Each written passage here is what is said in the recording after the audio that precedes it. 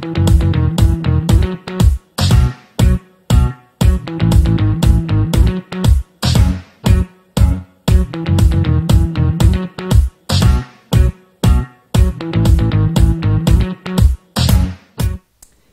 à tous. Bonjour à toutes. Et nous voici partis pour ce 4e module. Et donc on continue avec vraiment un peu plus de détails sur un sujet qu'on a vaguement abordé au début, le début et la fin. Évidemment, on va vous parler donc de ce fameux accueil positif et de ce moment qu'on appelle l'ancrage positif de fin d'atelier. Mais on va rentrer bien plus en détail et notamment on va commencer par l'avant en fait, vraiment comment se préparer nous à être dans les meilleures conditions possibles pour vraiment accueillir de façon la plus positive possible. La première chose, déjà rappelez-vous, on vous disait dans le module précédent qu'il fallait appeler au préalable le lieu dans lequel vous allez aller pour connaître vraiment le matériel qui est à votre disposition. Voilà. Là, il va s'agir de venir très en avance dans votre lieu pour bien le préparer avant l'heure de l'atelier, tout en sachant quoi qu'il arrive que par expérience, les gens arrivent toujours quand même un peu en avance. Et donc du coup pour ça il va falloir être disponible, donc disponible pour accueillir de façon vraiment agréable, conviviale, sincère, authentique, mais avec de la vitalité. Donc évidemment on va vous inviter aussi à peut-être avoir bien dormi la veille ou en tout cas être en forme au moment de votre atelier pour que ça se ressente. Parce que il y a plusieurs recherches qui démontrent que les gens retiennent de leur vie et de leurs expériences et de leur formation et ateliers les 5 premières minutes et les 5 dernières minutes de tout ce qu'ils vivent. Et donc en particulier, ils vont retenir la partie émotionnelle de ce qu'ils ont vécu. On se rappelle tous de l'émotion que l'on a ressentie le jour où on a eu notre premier enfant, on s'est marié, on a eu notre premier examen. En revanche, on ne se rappelle pas forcément tous les détails, c'est surtout l'émotion dont on se rappelle. Mais on se rappelle aussi les pires moments. Voilà, à l'inverse, quand vous allez déjeuner dans un restaurant où vous avez mangé un truc qui était dégueulasse, où le serveur était juste ignoble avec vous, vous avez l'impression que le resto, il sera toujours le resto à éviter, quoi. Alors du coup, important, focalisez-vous sur l'émotion que vous voulez faire ressentir à vos participants dès les premières minutes et jusqu'à la dernière minute, avec quelle émotion ils vont repartir. Donc ça déjà, c'est la première chose.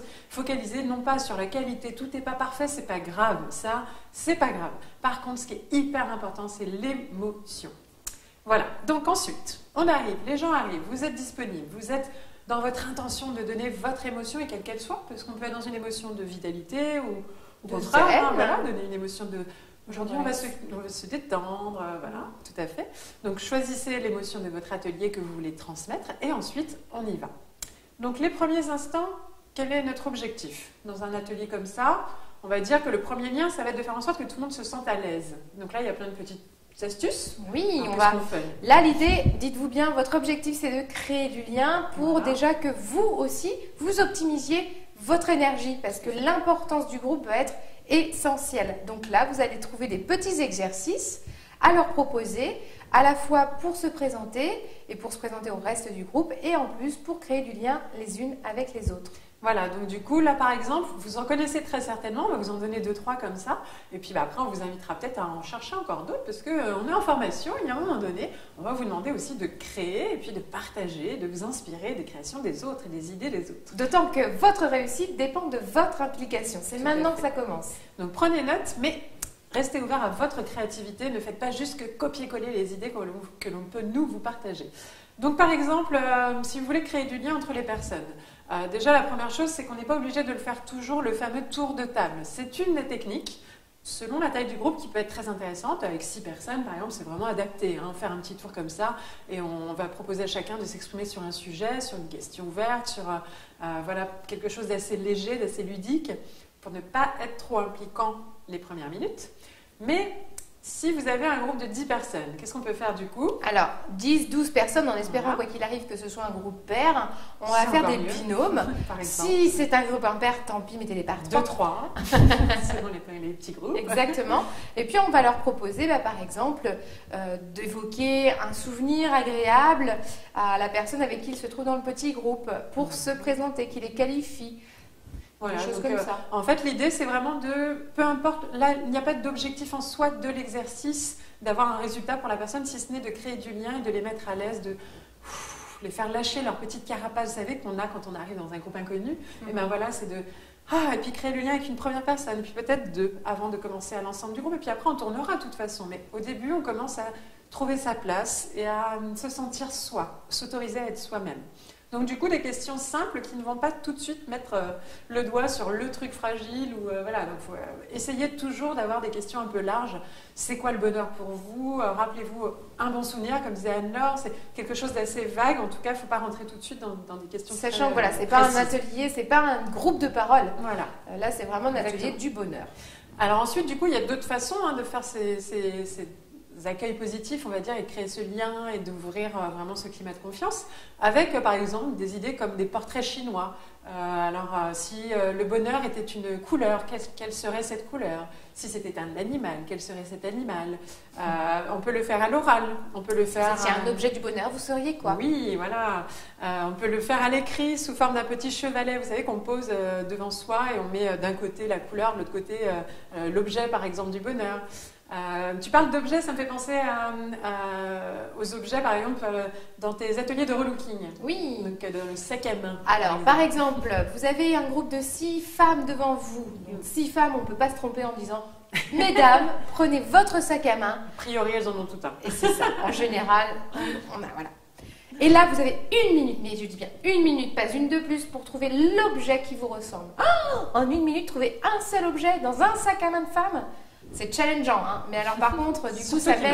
Oui, ça met une dynamique. Là, tout de suite, elles sont... voilà. Et en même temps, on n'est pas encore trop dans le personnel. On ouvre une porte du personnel en restant quand même dans l'humour parce qu'il y a un côté de challenge, il y a un côté de jeu qui les empêche d'avoir peur ou des choses comme ça. Donc, utilisez aussi une dynamique. Vraiment, mettez des chronos, des petits trucs pour vraiment dynamiser l'ambiance et les faire se connecter un petit peu à leur esprit d'enfant.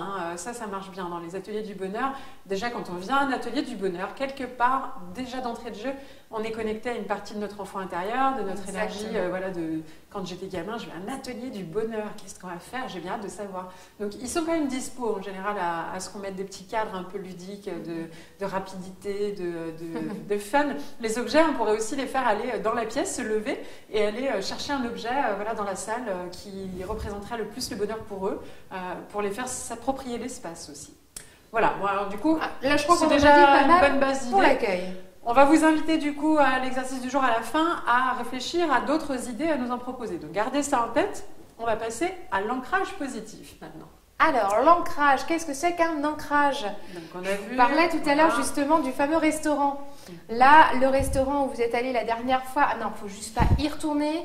La bouffe est dégueulasse, le service, laisse tomber, le service, mais n'importe quoi. En plus, j'ai payé une fortune. Donc ça, on n'en parle pas dans un atelier du bonheur. C'est un ancrage négatif. Donc, alors, à l'inverse, alors ce resto, il était juste magique.